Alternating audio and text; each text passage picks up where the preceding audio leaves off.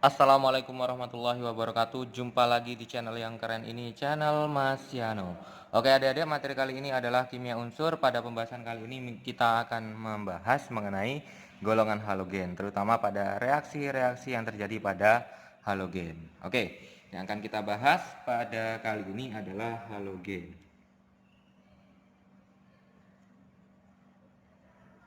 Dimana yang akan kita bahas pada video kali ini adalah reaksi-reaksi halogen.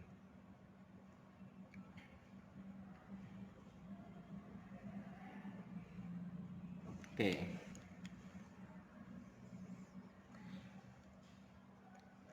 Yang pertama adik-adik, pada reaksi-reaksi halogen ini nanti reaksi yang pertama adalah reaksi antara halogen dengan hidrogen. Reaksi halogen dengan hidrogen. Oke, nah reaksi antara halogen dengan hidrogen ini nanti akan membentuk yang namanya hidrogen halida, membentuk hidrogen halida atau HX. Rumus kimianya adalah HX, di mana H itu adalah asamnya atau hidrogennya, X itu merupakan golongan halogennya. Nah, reaksi antara halogen dengan hidrogen ini nanti kalau hidrogen itu adalah H2 bereaksi dengan golongan halogen misalkan adalah X, di mana dia dalam bentuk diatomik, maka nanti dia akan membentuk HX. Oke, sehingga apabila ada hidrogen bereaksi dengan fluor, maka dia akan menghasilkan 2 asam fluoret. Apabila ada halogen bereaksi dengan Cl2, dia akan membentuk 2 mol HCl. Apabila ada hidrogen berikatan atau bereaksi dengan yang namanya Br2, maka dia akan membentuk 2 mol asam bromida. Apabila ada hidrogen bereaksi dengan I2, maka dia akan membentuk 2 mol HI. Nah, masing-masing senyawa ini ada yang berlangsung sangat cepat, ada yang berlangsung lambat. Nah, untuk yang pembentukan HF ini dia berlangsung hebat. Reaksinya berlangsung hebat.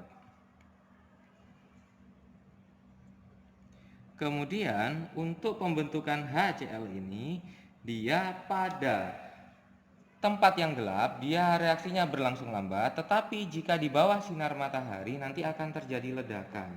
Cepat disertai ledakan. Kata kuncinya untuk HCl ini adalah cepat disertai ledakan. Nah, kemudian untuk HBr dan HI ini, pembentukan HBr dan HI ini dia berlangsung lambat.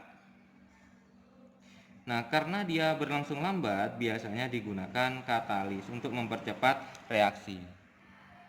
Jadi pada pembentukan HBr itu reaksinya berlangsung pada 300 derajat Celcius dan menggunakan katalis PT biasanya adik-adik. Kemudian untuk pembentukan HI ini dia reaksinya berlangsung lambat pada suhu 300 derajat Celcius dan digunakan katalis PT juga.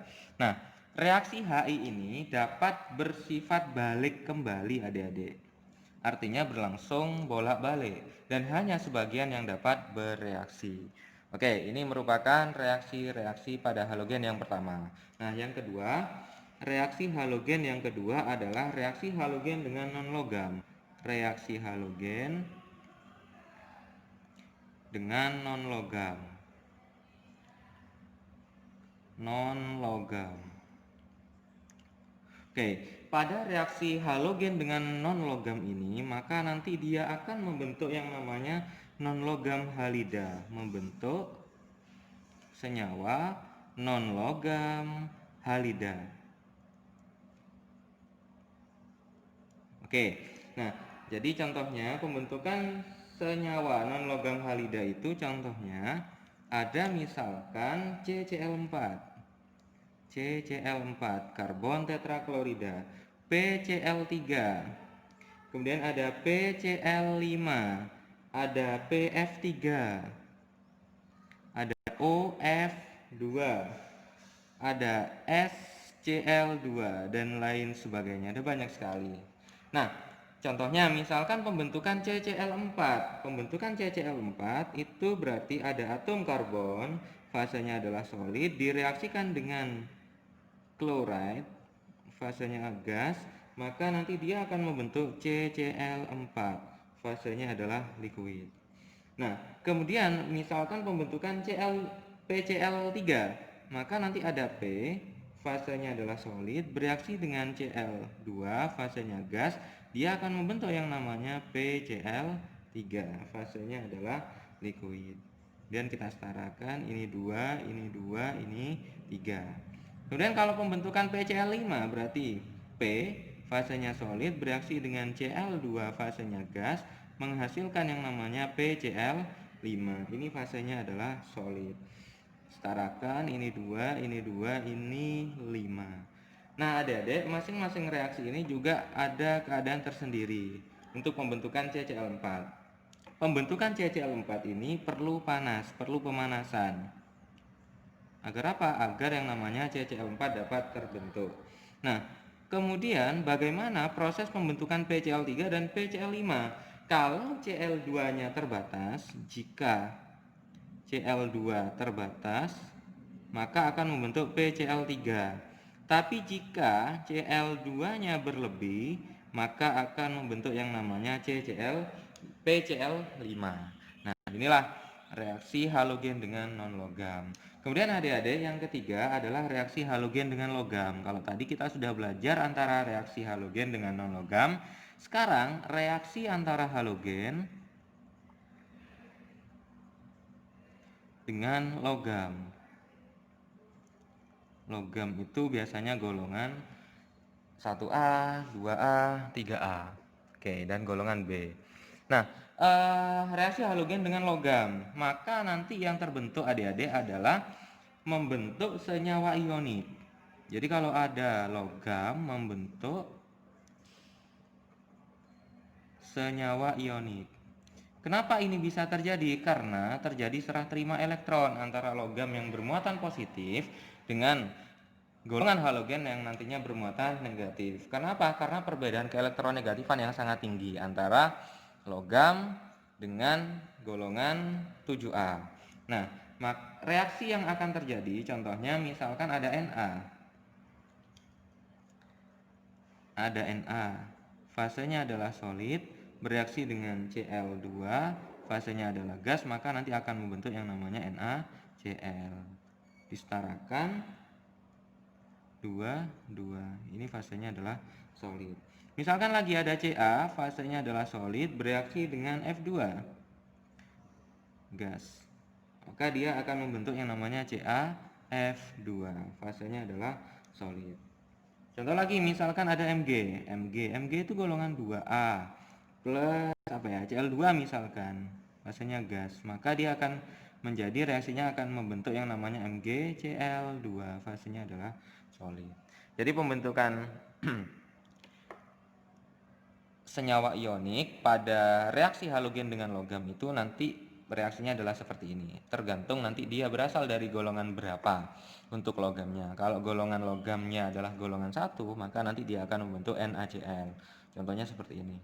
Kalau golongan 2A, maka nanti dia akan membentuk CaF2 atau MgCl2 atau yang lain sebagainya. Oke, itu adalah reaksi yang ketiga mengenai yang namanya pembentukan senyawa ionik pada reaksi antara halogen dengan logam.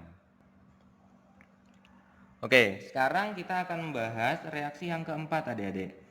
Reaksi yang keempat ini adalah melibatkan antara halogen dengan basa. Jadi reaksi halogen dengan basa.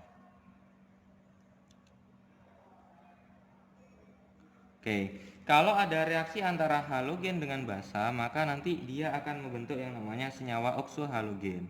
Membentuk senyawa oksohalogen. Oke, di sini ada beberapa reaksi yang dapat terjadi adik-adik. Khusus untuk F, apabila ada 2 mol F2, fasenya adalah gas, bereaksi dengan basa, OH- fasenya adalah aqueous, maka nanti dia akan membentuk yang namanya OF2, fasenya gas, plus F- fasenya adalah aqueous, plus H2O, fasenya adalah liquid. Nah, selain F, maka nanti reaksinya akan berlangsung seperti ini adik-adik. Jadi untuk klorin, bromin, dan iodin, dia dapat bereaksi dengan basa, nanti membentuk ion hipohalid dan ion halida.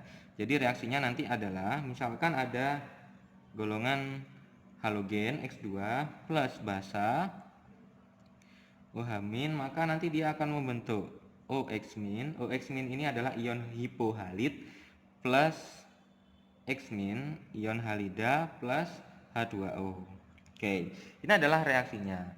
Kemudian ion OX- yang terbentuk di sini dapat terdisproporsionasi lagi membentuk yang namanya ion halat dan ion halida. Jadi nanti OX- ini, OX- 3 ini ya, dia akan terdisproporsionasi membentuk XO3- plus 2X-. Nah, ini reaksinya. Jadi khusus untuk klorin, bromin, dan iodin, reaksinya nanti akan seperti ini adik-adik. Jadi kalau Mas Yano akan menggambarkan atau menuliskan reaksinya, kalau ada Cl2 bereaksi dengan basa, maka nanti dia akan membentuk yang namanya OCl- plus Cl- plus H2O. OCl- di sini, OCl- di sini dia akan bereaksi kembali membentuk ClO3- plus 2Cl-. Nah, kemudian kalau Br bagaimana? FClBr. Br2 plus 2 mol basa membentuk yang namanya OBr- plus Br- plus H2O.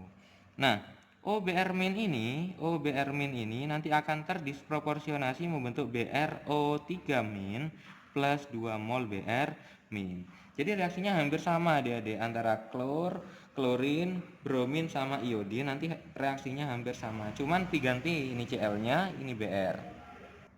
Nah, begitu pula untuk yang terakhir, untuk I2, iodin. Direaksikan dengan basa, maka nanti dia akan membentuk OI- plus I- plus H2O. Nah, kemudian OI- ini nanti akan terdisproporsionasi membentuk IO3- plus 2I-.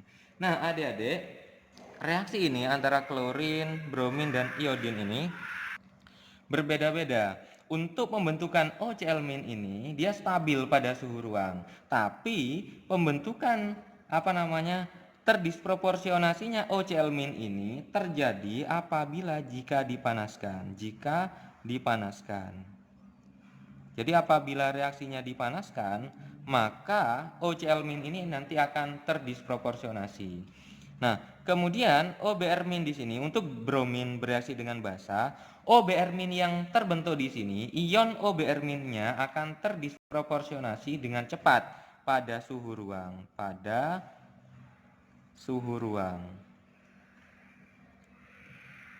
Kemudian kalau yang terakhir, nah, ion OI- ini bereaksi sangat cepat adik-adik, sehingga sulit diamati reaksi yang pertama ini.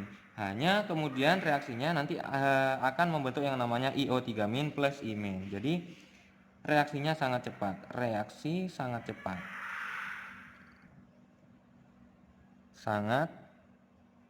cepat.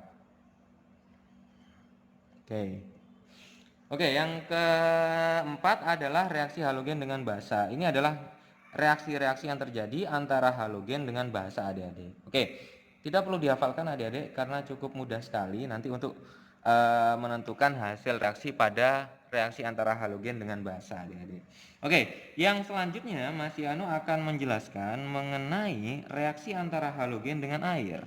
Jadi reaksi halogen dengan air.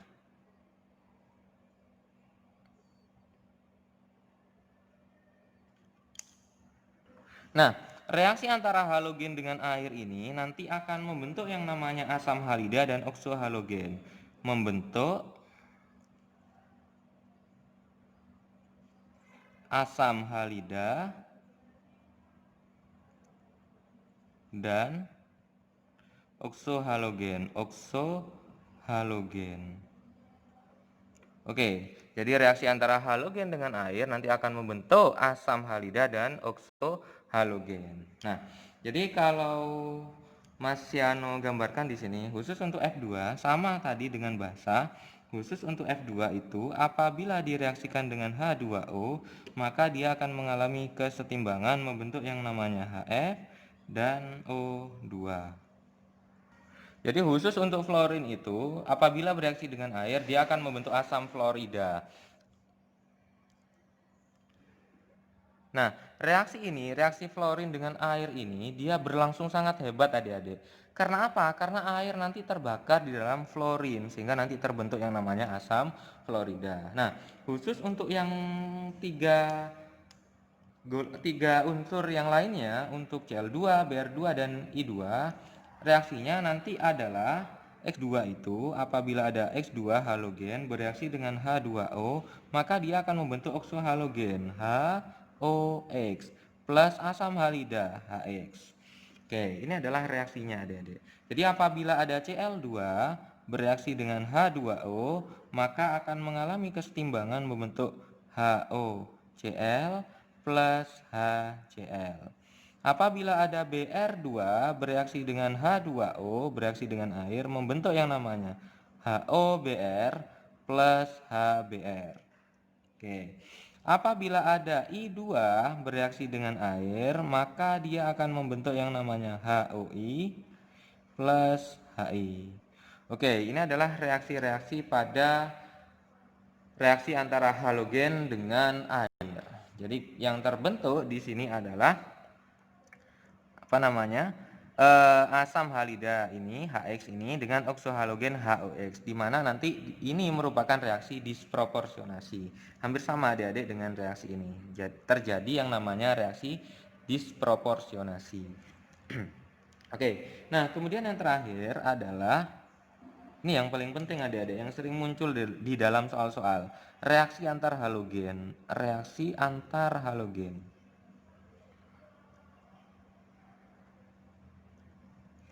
Oke. Jadi apabila ada reaksi antar halogen, reaksi antar halogen ini nanti membentuk senyawa antar halogen. Membentuk senyawa antar halogen.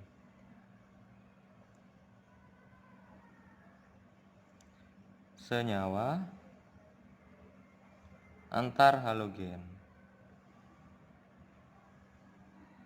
Oke, jadi apabila ada Cl2 bereaksi dengan F2, maka nanti akan membentuk yang namanya 2 mol ClF. Oke. Nah, apabila ada I2 bereaksi dengan Cl2, maka akan membentuk 2 ICl. Apabila ada AT2 plus Br2, maka akan membentuk 2 mol ATBr. Jadi apabila halogen dengan halogen direaksikan, maka terjadi substitusi adik-adik. Jadi reaksi substitusi antar halogen membentuk senyawa antar halogen. Nah, misalkan ada X2 direaksikan dengan X2, maka nanti akan menghasilkan 2XY. Jadi kalau ada X, misalkan X2 plus Y2 menghasilkan 2XY. Nah, khusus untuk unsur halogen pada periode 3 ke atas, periode 3 ke atas itu berarti ada Cl, Br, I, dan AT, itu dapat bereaksi menurut persamaan reaksi seperti ini adik-adik. X2 bereaksi dengan N, Y2 menghasilkan 2X, Y, N. Ini khusus untuk di atas periode ketiga. Periode 3 ke atas. Periode ketiga ke atas. Periode 3 ke atas. Jadi mulai dari Cl, Br, I, dan AT. Oke. Jadi kalau misalkan ada Cl2, Mas Yano tuliskan di sini ya, ada Cl2 bereaksi dengan F2, 3 mol F2, maka nanti akan membentuk 2 mol ClF3. Kalau ada Cl2 plus 5 mol F2, maka nanti akan membentuk 2Cl F5. Ada lagi contohnya, misalkan ada Br2 plus 3F2 menghasilkan yang namanya 2BrF3. Kalau ada Br2 plus 5F2, maka nanti akan membentuk 2BrF5.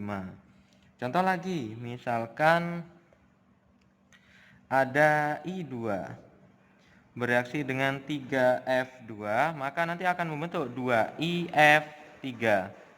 Ada I2 bereaksi dengan 5F2 membentuk yang namanya 2 mol IF5. Lagi contohnya, misalkan ada I2 bereaksi dengan 7F2 menghasilkan 2 mol IF7 adik-adik. Kemudian yang terakhir, contoh yang terakhir, misalkan ada I2 plus 3Cl2 menghasilkan 2ICl3. Ini adalah reaksi-reaksi antar halogen adik-adik. Jadi ini merupakan reaksi-reaksinya adik-adik. Oke adik-adik, semoga kalian bisa memahami materi pada video ini mengenai reaksi-reaksi halogen. Oke, masih akhiri. Wassalamualaikum warahmatullahi wabarakatuh.